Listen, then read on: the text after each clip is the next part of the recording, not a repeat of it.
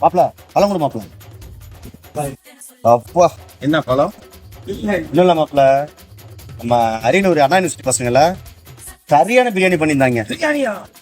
கூட்டாம் பிரியாணி. எங்க? அங்கே இருப்பா. கிராமத்து குடிசையிலே கொஞ்ச காலம் தங்கி பாருலே,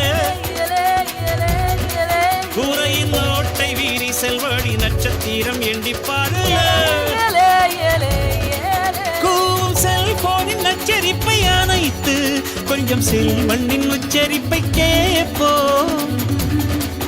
வெறும் காலில் செருப்பென்று நடந்து மண்ணோடு பேசிக்கொண்டு போவோம் மழலைகள் ஆவோ.